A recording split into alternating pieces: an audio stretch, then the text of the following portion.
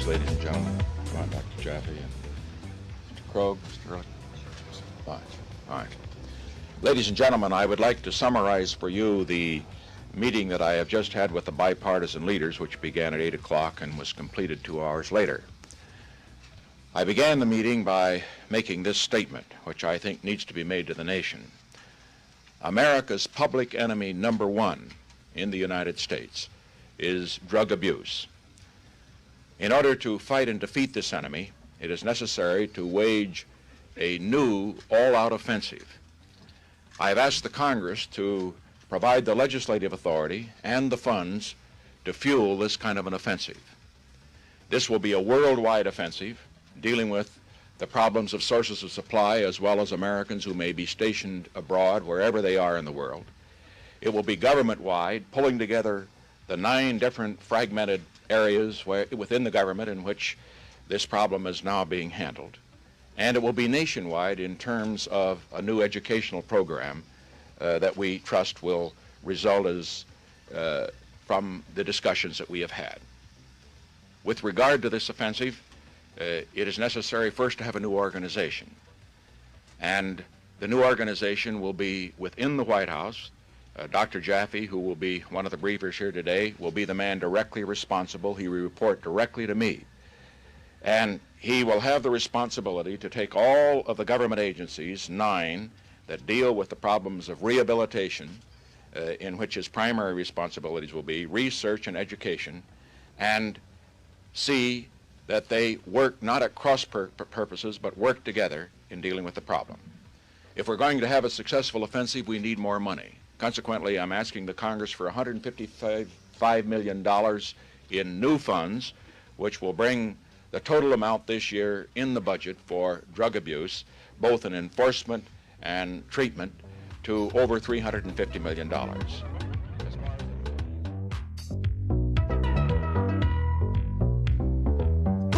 We are back, folks.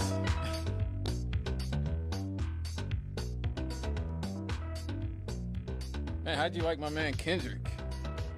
You see, that's why I always give homeless people money. Whenever homeless people ask me for $1 outside the gas station, if I got it, I give it. You just don't know which one of them is going to be like Jesus in disguise or something. You just don't know. You just don't know. So if you got 50 cents, for the love of God, just give it to them. Okay. And we are back here on Issues and Answers. My Country with Scott Cannon. Here on Friday night. It's 7:28, so we got about a half an hour left to party, folks. The voice you just heard in the intro is our former president, Richard Milhouse Nixon, and his infamous, or famous, depending on how you look at it, war on drug speech. The reason I brought that up was because this week, June 17th, was the,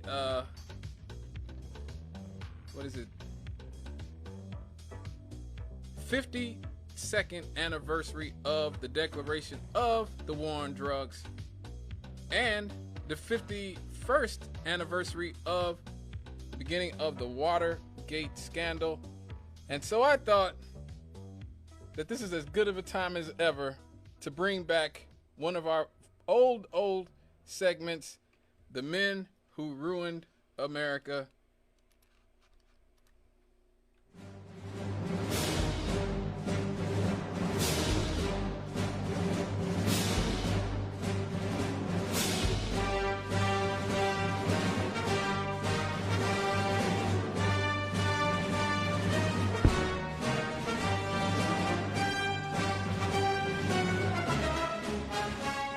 Yes, the men who ruined America. And it's funny, virtually everything that has gone wrong in our society over the past 50 years, in some way has a connection to this man right here, Richard Milhouse Nixon. Born in 1913, he was the 37th president of the United States, serving from 1969 to 1974. A member of the Republican Party, He previously served as a representative and senator from the state of California and was the 36th vice president from 1953 to 1961 under Dwight D. Eisenhower. Here's what a lot of people don't know about Richard Nixon while he was the vice president under Dwight D. Eisenhower. He was actually one of Martin Luther King's good friends at the time. This may be hard to believe now, especially knowing the things that we know about Nixon and some of his beliefs about black people. But in the 1950s, the Eisenhower administration were the vanguard of civil rights. Remember, it was Eisenhower who sent all those troops down to the South in the 1950s to do things like protect the black students who were trying to integrate Little Rock School, the Little Rock Nine. We talked about them on this show in the past. And actually, Martin Luther King and Richard Nixon actually talked and planned a lot during the 1950s about different strategies on how to help the integration process. Now, obviously, now we know that Nixon was not really that sincere. He just thought that he was owed Martin Luther King's support and the black community support. He thought it was a quid pro quo type thing. And so, obviously he, in his later career, and judging from some of what we will hear on tapes from Richard Nixon, he was certainly no fan of the black community. He was born into poverty himself in a small family in a small town in Southern California. His family were Quakers. Actually, he graduated from Duke Law School in 1937, practiced law in California, and then moved with his wife to Washington to work for the federal government. After active duty in the Navy Reserves, he was elected to the House of Representatives in 1946. His work on the Alger Hiss case established his reputation as a leading anti-communist. So that's one thing that you see, the thread between Nixon and Reagan and a lot of modern day politicians, people like Adam Schiff and others, the red baiting. You know, call anybody I don't like is a Russian stooge. Anybody I don't like is a communist.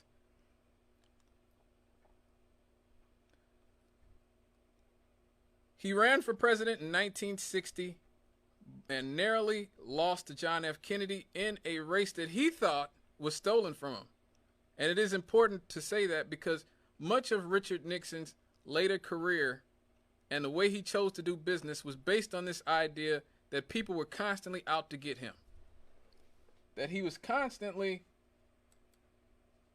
being screwed over by, I don't know who.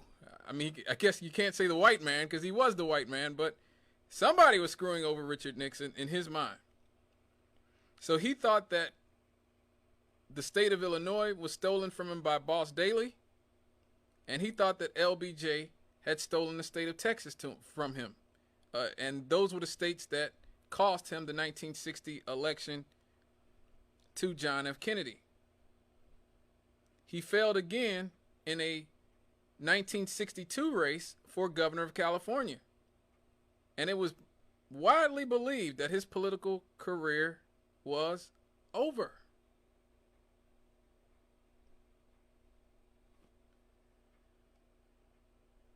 Now, when we talk about the things that Richard Nixon did that were damaging to the United States, damaging to all of our society, you have to go back to the 40s when he was a representative. He supported the Taft-Hartley Act, a federal law that monitored the activities and power of labor unions. And he served on the Education and Labor Committee. Now, what the Taft-Hartley Act did was it amended the 1935 National Labor Relations Act, adding new restrictions on unions and designated new union-specific unfair labor practices. Among the practices prohibited by Taft-Hartley are jurisdictional strikes, wildcat strikes, solidarity or political strikes, secondary boycotts, secondary and mass picketing, closed shops, monetary donations by unions to federal political campaigns. The amendments also allowed states to enact right-to-work laws, like we have here in the state of Indiana, which is the reason why our minimum wage is still $7.25. When, as we've discussed on this show, if the minimum wage kept pace with inflation and productivity, it would be $25. So you don't have a people don't want to work issue. You have a people don't want to pay issue. So Richard Nixon supported all these anti-union, anti-labor laws going way back to the 1940s under the guise of stopping communism. Okay, this law actually required the union officers to sign non-communist affidavits within the government. Okay, so that was just when he was when he was just a representative. Now, moving forward to his 1968 presidential campaign, which he finally won, Nixon portrayed himself as a figure of stability during this period of national unrest and upheaval. He appealed to what many later called the silent majority of socially conservative Americans who disliked the hippie counterculture and anti-war demonstrators. He waged a prominent television advertising campaign, meeting with supporters in front of cameras. He stressed that the crime rate was too high and attacked what he perceived as a surrender of the United States nuclear superiority by the Democrats. He also enacted what is called the Southern Strategy. How many of you have heard of the Southern Strategy? The Southern Strategy was innovated by this man named Lee the Boogeyman Atwater. And he actually talked about it, Lee Atwater, in 1981, because he also worked with Ronald Reagan. He talked about the Southern Strategy, which was basically finding ways to appeal to white America's racist views in a way that would not be overtly seen as racist. So Lee Atwater actually breaks it down a lot better than I do.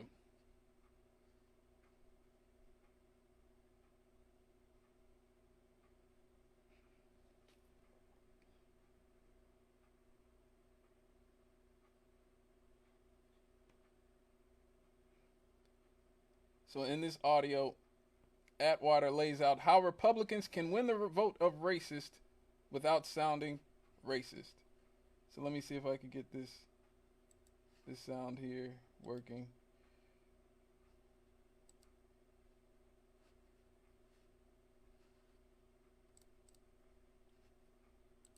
No, apparently not.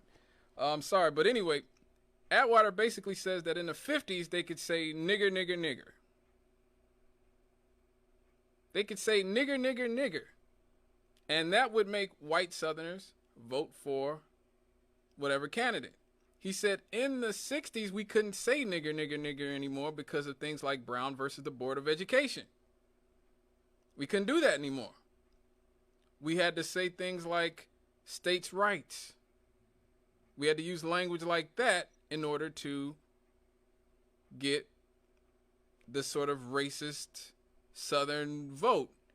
He said, now, later on in the 70s, you can't do it stuff like that. You can't say stuff like that, so you have to change it again from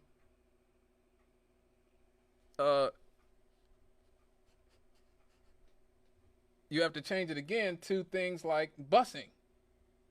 So let me see if this will work. Okay, here we go. Here we go. Here's the video. I would approach that issue as a statistician or a political scientist, or no, as a psychologist, which I'm not, is how abstract you handle the race thing. In other words, you start out, and now you don't want to quote me on this.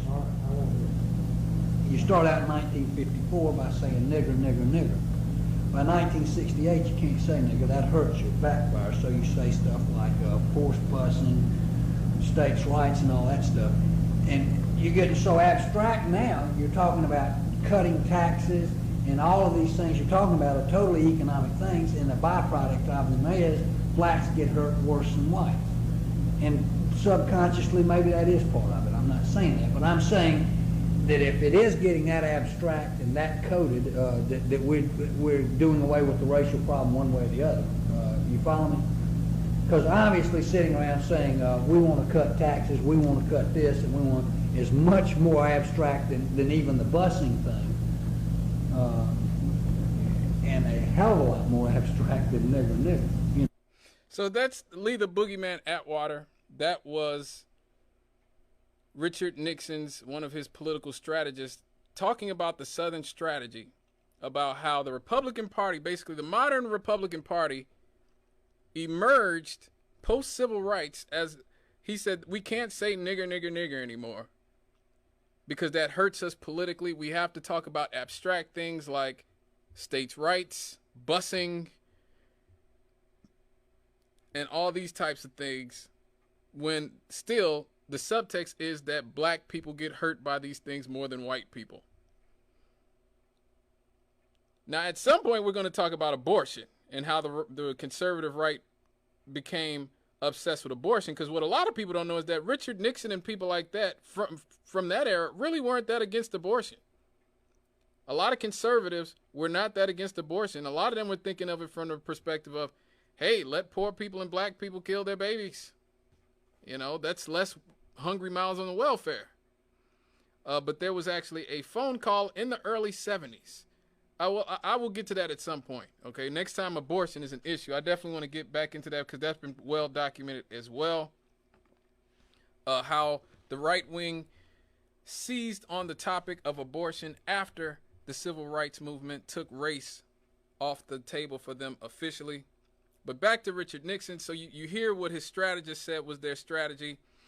Also, a lot of people don't know that Richard Nixon's campaign interfered with negotiations between LBJ, Lyndon B. Johnson's administration, and the South Vietnamese during the Vietnam War by engaging Anna Chernow, a fundraiser from the Republican Party. Basically, she acted as a liaison, and basically Nixon told her to, hey, keep the war going. We don't want the war to end or anything to happen before we can get in office. It's like what Reagan did in '80 when he told the Iranians to keep the hostages until after he was already elected.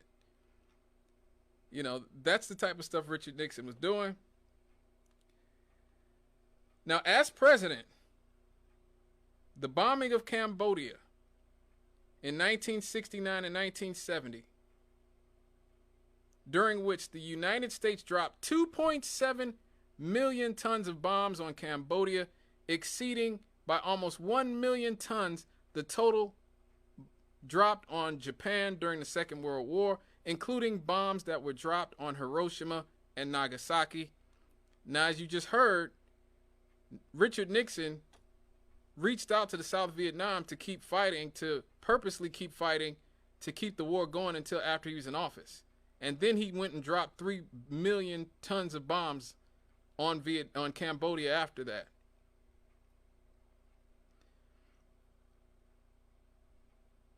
He also stepped up covert operations against Cuba and its president, Fidel Castro. We talked about the war on drugs, but have we talked about the effects that it has had over the last 52 years on our community? I don't think so.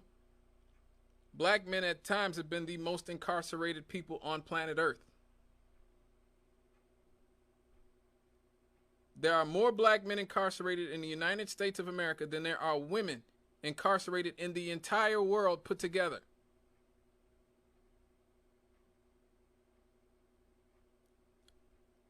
For context, there's only about 25 million black men in this country. there's about 4 billion women in the world. Just saying.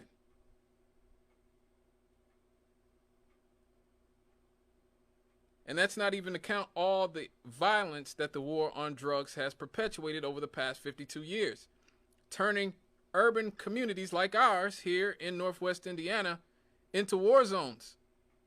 Coast to coast. The war on drugs did that. And that started with Richard Nixon.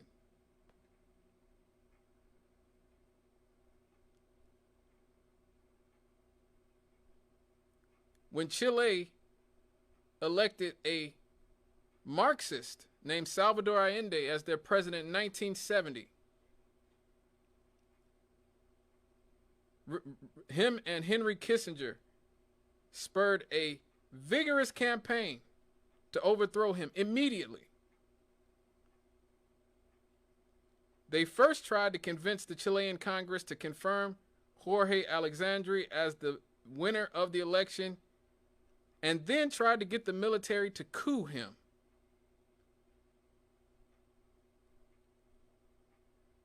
Nixon's government included strikes, organized strikes against Allende and funding for all of Allende's opponents. Nixon personally, this is allegedly Nixon personally authorized $700,000 in covert funds to print anti-Allende messages in prominent Chilean newspapers. Following this extended period of unrest, General Augusto Pinochet, one of the worst dictators in Latin American history, assumed power in a violent coup on September 11th, 1973. One of the people who died in the coup was the former president of Chile, Salvador Allende. So when we talk about September 11th here in the United States, we're talking about the planes crashing into the building.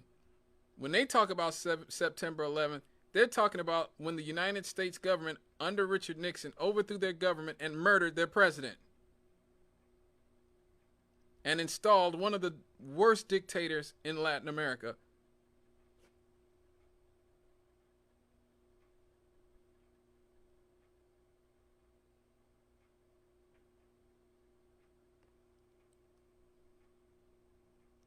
Now, back to the war on drugs. Nixon increased the size and presence of federal drug control agencies and pushed through measures such as mandatory sentencing and no-knock warrants, like the one that killed, what's her name, Breonna Taylor.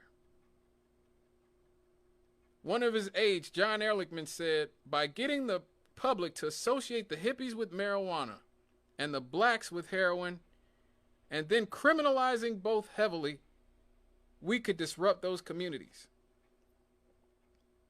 He regularly used the FBI as a means to intimidate and keep a tab on individuals he deemed subversive. He surveilled celebrities like John Lennon and Yoko Ono. He tried to deport John Lennon and Yoko Ono because they were against the war, so he got the FBI to trump up narcotics possession charges against them. He used the IRS to intimidate his enemies. When choosing a new IRS chief, he wanted who would head that agency to ruthlessly pursue those who were against him.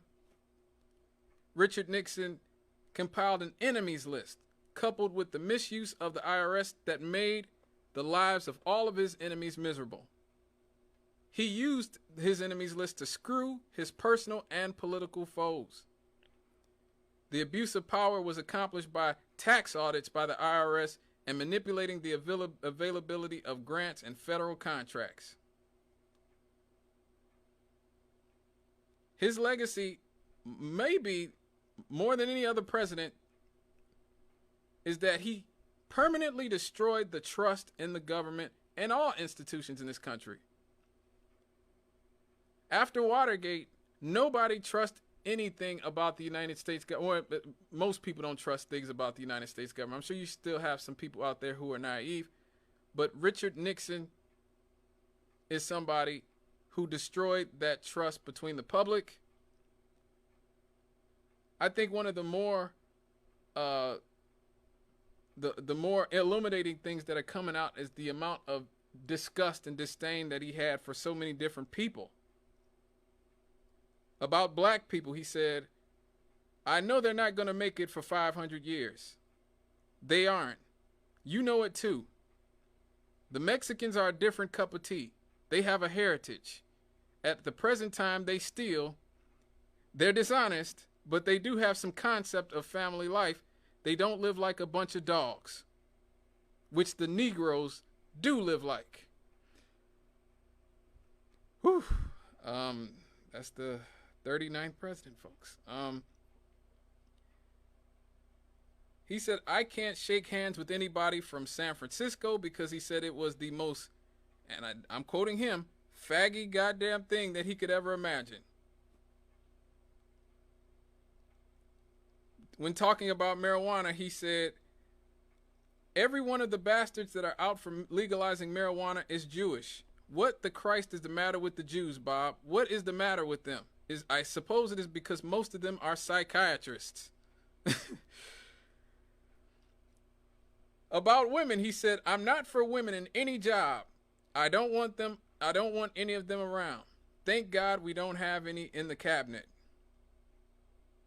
Because he said that women were too erratic and emotional. About the Irish, he said the Irish can't drink. You always have to remember with the Irish is that they get mean. Virtually every Irish I've known gets mean when he drinks. And I think one of his very recently, one of his conversations with our former president, Ronald Reagan, got out, and this actually offended a lot of people where Ronald Reagan is talking about the black people. Ronald Reagan and Richard Nixon are talking about the black people at the UN. This is what... Last night, I tell you, to watch that thing on television as I did. Yeah. To see those monkeys from those African countries. Damn them, they're still uncomfortable wearing shoes. Well, and then the tail wags the dog there, doesn't it? Yeah. The tail wags the dog. So that is Richard Nixon and Ronald Reagan laughing about black Africans at the UN, calling them monkeys, and saying that they are uncomfortable wearing shoes. So it is important to understand that that man enacted the policy 52 years ago this week, that has probably done the most damage to the black community in this country than anything since slavery.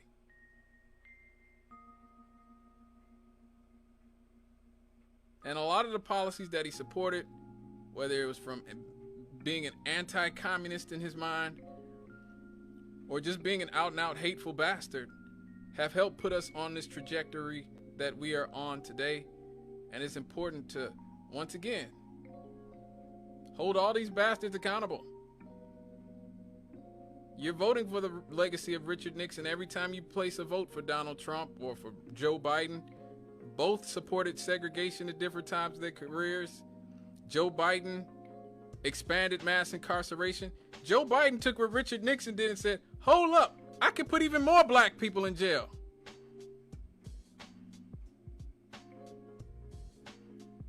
Donald Trump inherited his legacy of using dog whistle racism to engender hatred against minorities.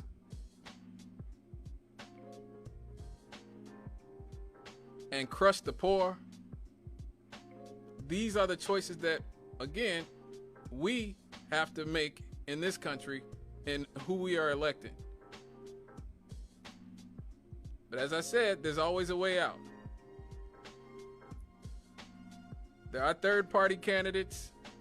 You do not have to support Richard Nixon 3.0, 4.0, and people like Joe Biden and Donald Trump. You do not have to support these people.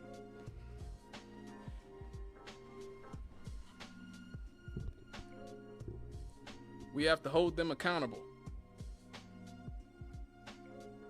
and make sure that we do the work that we have to do to move on from horrible monsters like that. Well, as you hear, folks, that's my music.